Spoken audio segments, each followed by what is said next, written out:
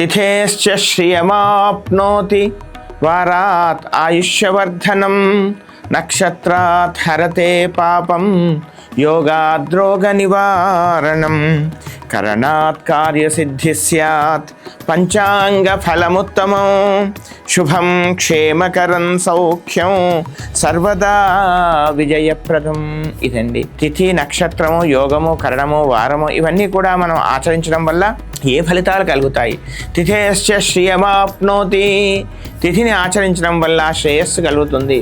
వారాత్ ఆయుష్యవర్ధనం, వారాన్ని ఫలానా వారం ఫలానా శుభకర్మకి ఫలానా ప్రయాణాలకి ఏదైతే ఉపయోగమో ఏదైతే క్షేమకరమో ఏదైతే మనకు శాస్త్రం చెబుతుందో ఆ విధమైనటువంటి ఏ వారం ఏ కర్మకి ఆచరించాలో తెలిసినట్లయితే వారాత్ ఆయుష్యవర్ధనం, వారం వల్ల వారాన్ని ఆచరించడం వల్ల మనకి ఆయుష్ పెరుగుతుంది. నక్షత్రాత్ హరతే పాపం, నక్షత్రాన్ని ఆచరించడం వల్ల అశ్విని, భరణి, కృత్తిక, రోహిణి, మృగశిర ఇలా 27 నక్షత్రాలు ఉన్నాయి కదా.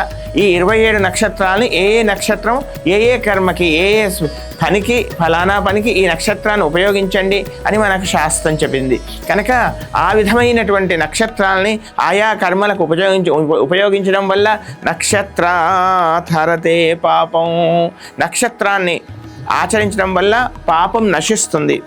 యోగాద్రోగ నివారణం విష్కంభం ప్రీతిరాయుష్మాన్ సౌభాగ్యం శోభనం తథా. ఇలా విష్కంభం, ప్రీతి, ఆయుష్మాన్ ఈ విధమైనటువంటి యోగాలలో ఏ యోగం ఏ కర్మకి ఆచరించాలో తెలుసుకొని ఆచరించడం వల్ల యోగాద్రోగ నివారణం అనేకమైనటువంటి అనారోగ్య పరిస్థితుల నుంచి రోగ విముక్తులు అయ్యేటువంటి అవకాశం మనకు శాస్త్రం తెలిపింది.